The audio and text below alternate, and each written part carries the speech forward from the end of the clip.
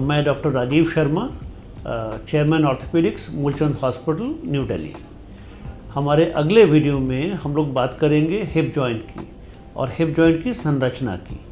उसके बाद हम बात करेंगे हिप आर्थराइटिस और हिप आर्थराइटिस के ट्रीटमेंट का। हिप जॉइंट जो है वो थाई बोन से बनता है और पेल्विक गर्डल से बनता है। तो थाई बोन का जो स्ट्रक्चर है इसको कहते हैं फीमर। फीमर का शाफ्ट और फीमर का हेड। ये फीमर का हेड जो है ये बड़ा बॉल एंड सॉकेट जॉइंट बनाता है, जहाँ के बॉल छोटा है और सॉकेट बड़ा है। इसीलिए हमारे हिप जॉइंट में काफ़ी हद तक फंक्शन होते हैं। और हिप जॉइंट जो है वो काफ़ी हद तक मसल से घिरा हुआ होता है। तो इस वजह से हमारे हिप में स्ट्रेंथ भी ज़्यादा होता है और हमारा हर तरह का मूवमेंट भी पॉसिबल होता है to certain extent. Now hip joint में एक बड़ा इम्पॉर्टेंट स्ट्रक्चर है जो है फीमोरल हेड और फीमोरल नेक। क्योंकि ये नेक बहुत नैरो होता है और सारी बॉडी का वेट इसी नेक के थ्रू लेग्स में जाता है। पहले बॉडी का वेट लेग्स में आता है और फिर इस नैरो नेक के थ्रू फीमोरल हेड में आता है और यहाँ से आगे बॉडी में डिस्ट्रीब्यूट होता है।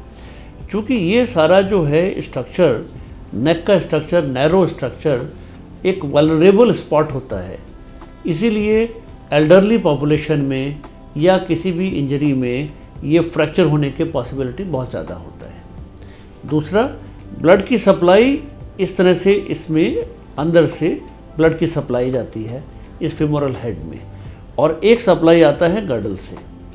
ना इस वजह से भी ये जो हिप जॉइंट है ये पिक्यूलियरली कुछ डिसीज़ में, कुछ प्रॉब्लम्स में, जिसको कहते हैं एवास्कुलर नेक्रोसिस, उसमें अफेक्ट हो सकता है।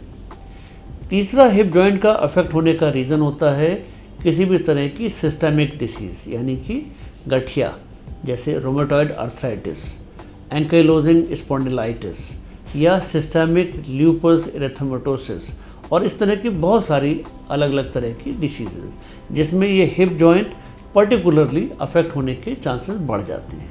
तो हमने डिस्कस किया हिप जॉइंट का अफेक्ट होता है फ्रैक्चर से, ट्रॉमा से या ब्लड की सप्लाई कम होने से, जिसको कहते हैं एवास्कुलर नेक्रोसिस।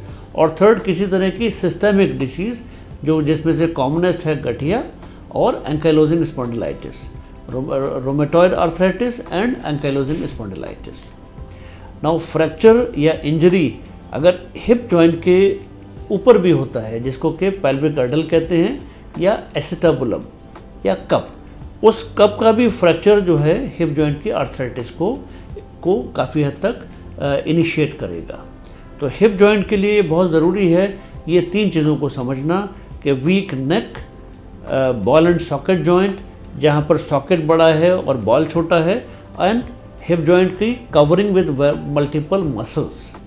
सो इससे ये जॉइंट जो है पिक्यूलियरली इम्पॉर्टेंट बन जाता है और हमारे शरीर का सारा वेट इसी हिप जॉइंट के थ्रू स्पाइन और पेल्विक गर्डल और ऊपर की तरफ ट्रांसमिट होता है।